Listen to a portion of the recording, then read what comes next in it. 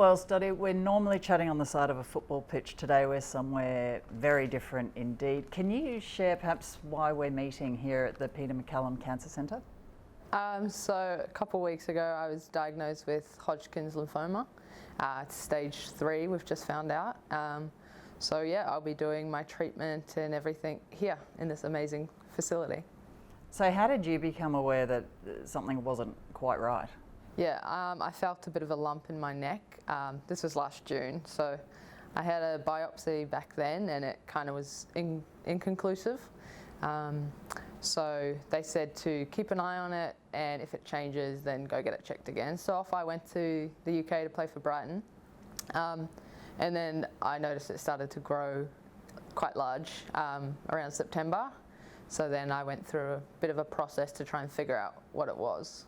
Apart from the lumps on my neck, there's absolutely nothing wrong with me. I can do everything.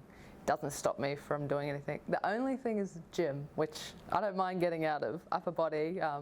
So that was the only thing that really I couldn't really do. Yeah, well, as you mentioned, you were playing for Brighton. The club was really sorry to see you go. How was that process handled? Yeah, so once we figured out that it was probably going to be lymphoma, I was like, I need to go home. I need to be with my family and friends and get treatment. So yeah, they were happy for me to come back. Obviously, it's a bit of a bad situation having to leave the club, but yeah, I loved it there and I'll miss it. Well, it's things that 27-year-old women don't usually have to think about, stuff like IVF. Are they difficult decisions? Yeah, when the doctor said, well, I need to book you in for an IVF consultation, I was like, oh, I didn't even think about that. But yeah, since I've gone to all my appointments and everything, I've had to inject myself with hormones and everything, just going through that process now. But everyone's been amazing here. I've got straight in, and yeah, it's crazy to think that I have to do that now, and I wasn't even thinking about kids, so it was a bit strange, but I'm just glad I'm in such good hands. As you mentioned, losing your hair is one of course, the side effects of the chemotherapy treatment. Being the legend you are, you've decided to turn it around for charity, is that right? Yeah, so I want to do the world's greatest shave. I think if I can make a bit of money for the foundation and I guess try and inspire people to look at it in a positive way, not so much as a negative way. That's really all I want to do. My friend Caitlin, she's got these parents of some kids that she coaches, and they own a salon. So I've already talked to them and they're going to do it. So I think they want to do a few funny haircuts first, which I'm not sure about, but we'll see. We'll see how that goes.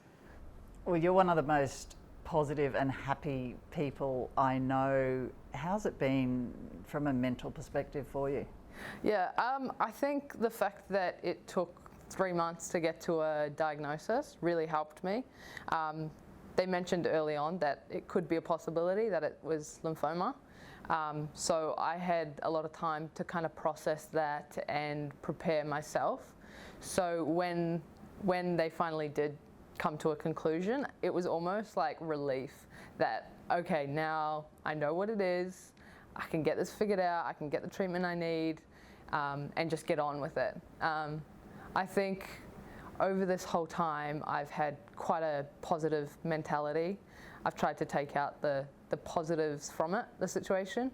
I know it's going to be a really tough time, but I think if I go in with a good strong mentality, I think I'll come out of it really good.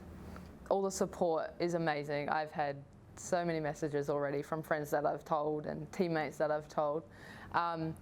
I guess it can get a bit overwhelming with loads of messages and stuff, but I really appreciate all the support and everything. It's just, I might not be able to get back to everyone.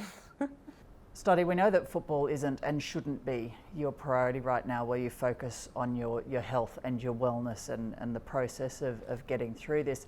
But tell me, the World Cup, a home World Cup in 2023, is that something that is in the back of your mind as a goal, something to strive towards?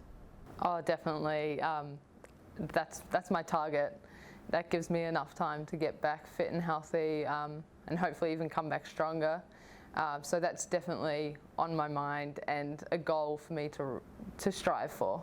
Stotty, you're an amazing person. Thank you so much for sharing your story with us, and obviously we're all behind you, supporting you, and wish you all the very best with what's ahead. Thank you so much.